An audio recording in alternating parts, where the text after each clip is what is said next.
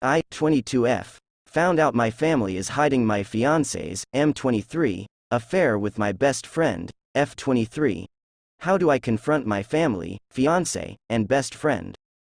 I, 22F, need some serious advice on how to navigate any of this. I found out a week ago that basically my entire family has been helping my fiancé, M23, hide his affair with my best friend, 23F. I created this account because I honestly have no one else to tell this to honestly. So my brain figured internet strangers would be best. None of my family and friends have read it. Thank the stars. For extra emotional context, me and my fiancé have been together since 8th grade. On and off until 2020. I do apologize if this gets long, but it's so much to unpack and I just want to refresh myself with everything I have, as well as figure out the best way to confront my family, best friend, and fiancé with at least some dignity. Here are names and ages for context for everyone involved. Richard equals half-brother, 26, Maria equals half-sister, 27. Angie equals my mom, 56, Peach equals best friend, soon-to-be ex-best friend. Alex equals my fiancé, soon-to-be ex, so, a week ago Alex was taking a shower and had left his phone on our bed. Me and my fiancé have an open phone policy seeing as we both struggled with getting cheated on in past relationships. Go figure seeing my situation. I was packing my suitcase for a family trip that is happening after my rehearsal dinner tomorrow. I heard his phone keep going off. He yelled from our shower if I could mute his phone. I went to get his phone and saw that it was Peach calling him. I was curious at first, but seeing as she's part of my bridal party, I didn't find it too suspicious. I muted the phone and soon messaged Peach from my own phone. Here is the paraphrase of our conversation. Me. Hey Peach. My fiancé is in the shower RN, what did you need? Peach. Oh nothing. Lol, just wanted to confirm with him the flowers for your bouquet and aisle. Me. That's weird. I didn't change my mind on any flowers or anything. The florist was contacted last month and everything was paid for already by Tony. Tony is my mom's husband. Peach.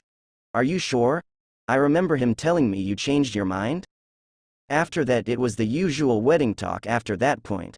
In hindsight, I should have found it very weird that she would call him about 6 times to confirm a flower choice when she simply could have either texted me or Alex. When Alex got out the shower, I told him Peach tried calling him about my flower choices. I asked him what made him think I changed my mind on the flowers for the wedding. He paused for a bit. I now know he was basically stalling and doing the "oh I'm thinking" face when I had Axe. He then said that he thought I had mentioned it in passing during a dinner. I told him that I didn't recall that. He then just shrugged and grabbed his phone and went back in the bathroom. I hate to be one of those people, but for once, my gut actually sunk. I got this really paranoid feeling and I couldn't shake it. I tried to convince myself that it was just my old cheating trauma trying to creep back. Yet, I just couldn't let this go. Me and Alex had dinner and I pushed through all the way until it was time to go to bed. I pretended to fall asleep first. Me and Alex usually cuddle to fall asleep. When I knew he was in a deep enough sleep, I went to check his phone again. I checked his Instagram, Snapchat and messages and I couldn't find anything. I then went to his Facebook Messenger. He has Messenger to communicate with his family overseas. I only saw his main family and most of the messages were about getting plane tickets to come to the wedding. We were supposed to get married in December with a Winter Wonderland themed wedding. However, with my previous relationships, I checked his archives on Messenger. That's when the horrific truth came to light. There was a group chat with Peach, Alex, Richard, Angie and Maria. The group chat was established a year ago where basically Alex and Peach confessed to having an affair to my family. My mom did shame them at first. Yet, she later asks Alex did he truly love Peach. Because you can't help who you love, yeah really great mom. That was SUUUPPEERRR helpful. He said he was absolutely sure and that he also loved me too? TF. Then Maria and Richard offered that he, being Alex, bring up to me an open relationship. They both are in open relationships and married, and apparently it's working for them in whatever la la land they live in. At this point, me and him were already engaged. Alex mentioned to them that it seemed too far deep to try to bring it up. Angie, my mom, even though at this point I hate to even call her that, said that they would cover for Alex and Peach until he felt strong enough to bring up an open relationship to me. As I was reading, all I could think was how in the actual F***ck could my family betray me like that? How could Peach betray me like that? We've been friends since kindergarten. We even grew up with Alex. How could she process in her mind to F***ck my fiancé and say that she loves him too? All of this in this disgusting group chat? For Alex to have the nerve to say he loves me as well? For him to know firsthand what it's like to be betrayed like this. I honestly wanted to vomit. However, I was just taking screenshot after screenshot. The more I read down, I found out that Peach took my spot on our previous family trip. I got a really bad stomach bug a while ago that caused me not to go. I can't even begin to imagine what they did on the trip. And the fact my mother was okay with all of this, I think is what hurts the most. The fact she's known for a whole year that my fiancé was cheating on me. That's taking the longest to sit in, I feel. There is more in the group chat, but these were the major points. I've known for a whole week. It's been eating at me inside and I want to explode and cuss them all out. I want to ruin their lives the way they ruined me.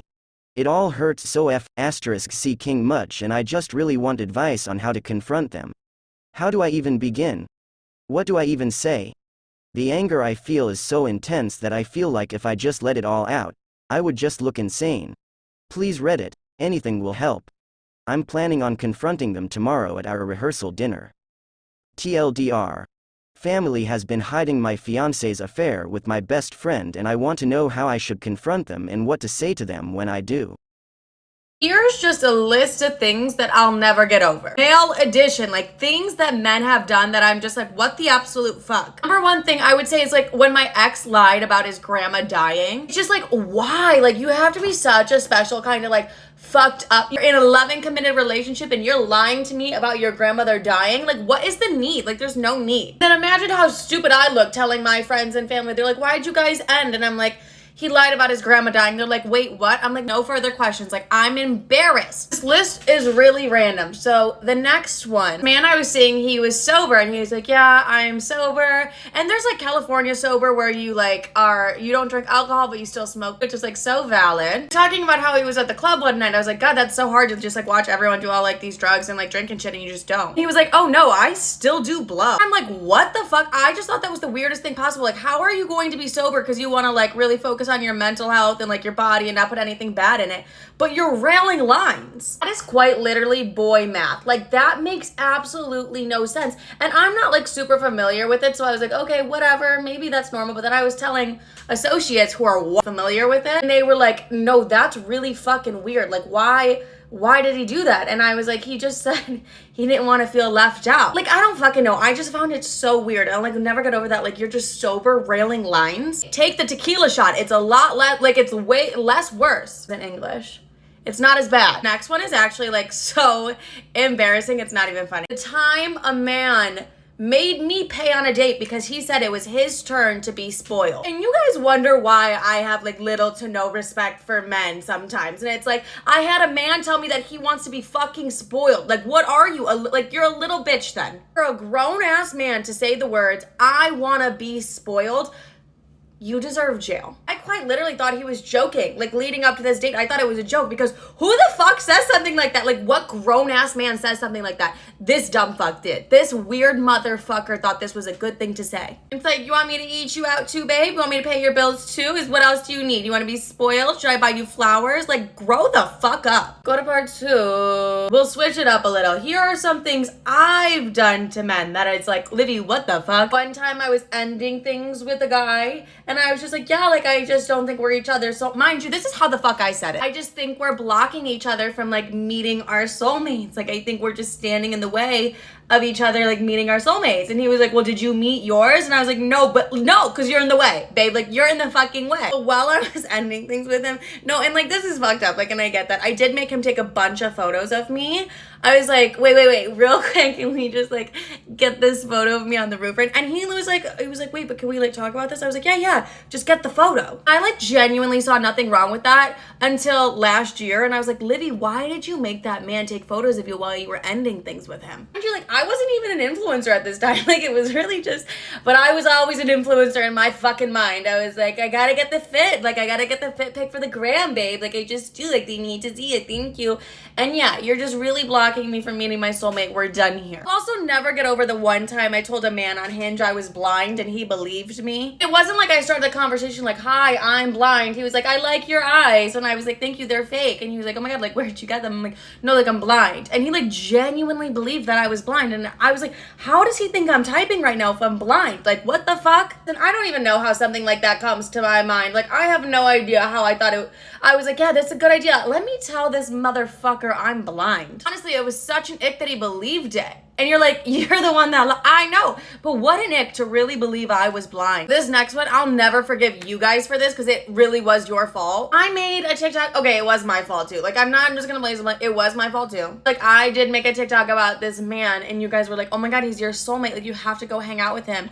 And like, I fucked him. He was like an old fling of mine and I like fucked him and I was like, oh my God, I remember why I ended things with him because it was the worst sex ever. And I was like genuinely so annoyed because I was like, I would have never fucked him if TikTok didn't convince me. That's like, I literally broke like a 6-month celibacy thing too. It wasn't really celibacy. It was just like, I hadn't been fucked in like 6 months and I literally broke that to have just like the most horrible, boring sex. So I listened to you bitches and I was really just like, because like I'm delusional as shit and you guys were like, he's your soulmate. I'm like, they could be right. Like they could be right. And nobody told me, like me to fuck him. I was just like, why not? And I was like, oh, that's why not. That's why you don't do that. You didn't even like the sex when you were with him, Livy. That is why. And those are just some things that I'll just never get over. From my perspective and things that men have just said where I'm like, bitch, what the fuck? Am I in the wrong for abandoning my daughter on vacation? My wife and I have always dreamed of celebrating our 40th anniversary with a luxurious vacation. Just the two of us, reliving the romance of our early years.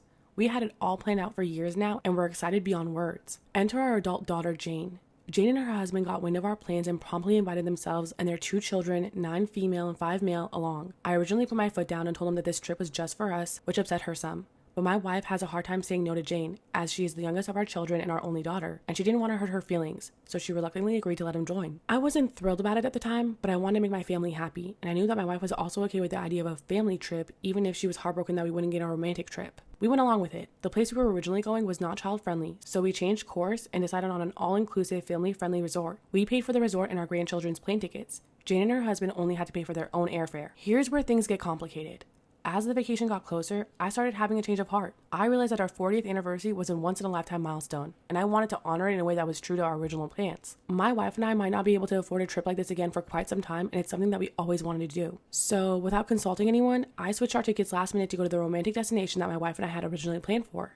I didn't tell Jane or her husband. I didn't even tell my wife until the day before our flight left, which was the day before Jane's flight left for their vacation. It wasn't an easy decision and I feel guilty about it, but I wanted our 40th anniversary to be a special, intimate celebration that we had always hoped for. We called Jane after we landed to tell her, and she was extremely upset to say the least. She seemed to think that we were going to look after our grandkids so that she and her husband could have some alone time, and now that I abandoned her, they would have to do it all themselves. I hung up on them when my son-in-law started shouting, and my wife and I enjoyed the rest of our trip. They came back the same day we did, but have not answered any of our texts, and James seems to be ignoring me. My wife told me she vastly preferred our trip to the family trip that we would have taken, but she still doesn't like how Jane is mad at us and wants me to apologize. I'm not sure that I want to after learning that Jane and her husband were using us for free babysitting and a free trip, but I feel like I should just to keep the peace.